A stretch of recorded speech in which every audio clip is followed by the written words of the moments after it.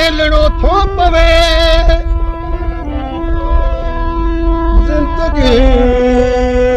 जिंदगी जिंदगी जिंदगी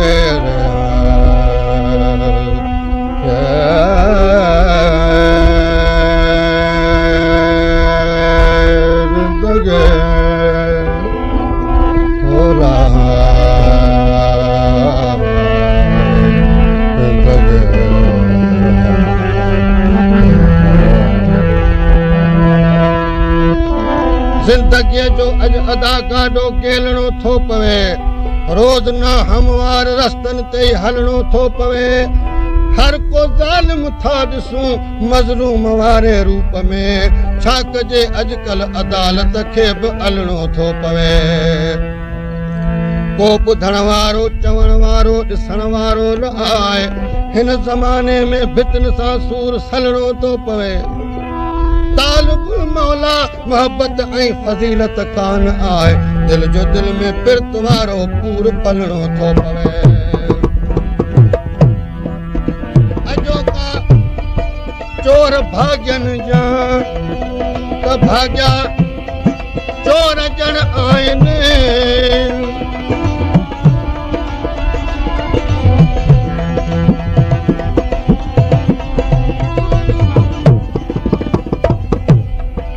का चोर भागन जाए त भाग्या वो चोर जन आने भाग्या चोर जन आने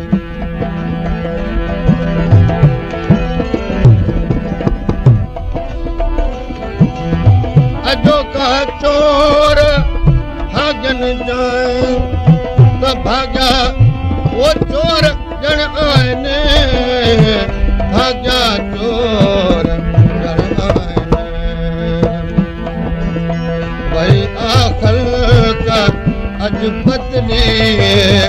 तॾहिं आचार मट जिया वॾा भूतार वो मट जिया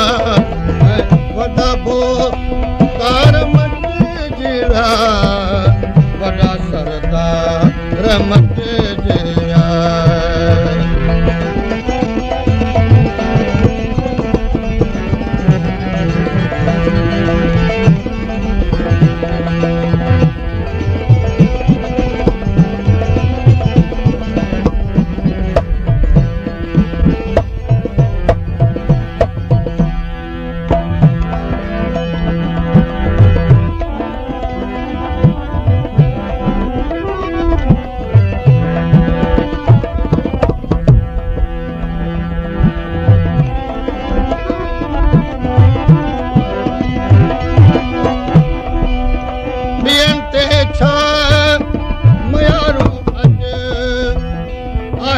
ताल गुल मौला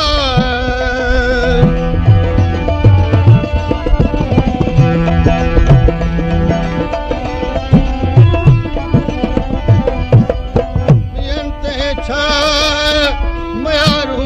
अज आहिनि ताल गुल मौला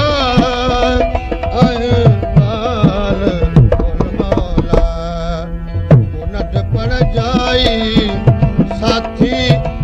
नेठ कारावार मट जिया नठ पण जाई साथी नेठ कारावार मट जिया